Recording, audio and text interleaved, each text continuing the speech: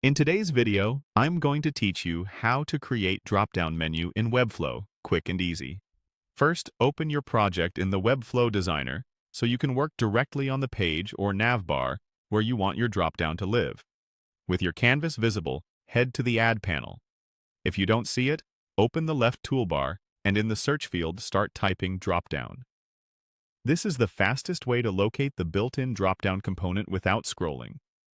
When it appears in the list, select it to add it to your page. You'll see a short description explaining that drop-downs give visitors multiple link options from a single menu, which is perfect for things like a resources menu that can point to your About and blog pages. Go ahead and insert the component where you need it. You may notice a helpful tip encouraging you to get creative with the trigger text and hover settings. Keep that in mind. Your trigger text is simply the label users click or hover on, and you can control whether the menu opens on click or hover in the component settings. Now select the drop-down element on the canvas so its controls are active. Use the Show and Hide toggles to preview the two states. Hide collapses the list so you can style the closed state, while Show expands it so you can design and position the items inside. Toggling between these states as you work makes it much easier to fine-tune spacing and alignment. Inside the Open drop-down, click a link item to edit its text, then select another item to do the same. If you need more options, choose Add Link to create an additional list item.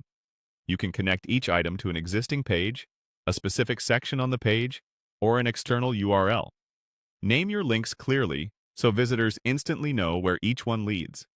Switch to the Style panel to customize the look and feel.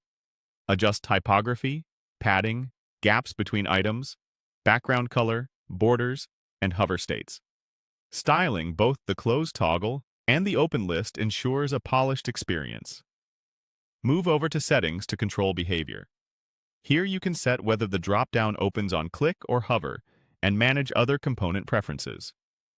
If you want subtle motion, open Interactions and add a simple fade or slide for the list when it shows and hides.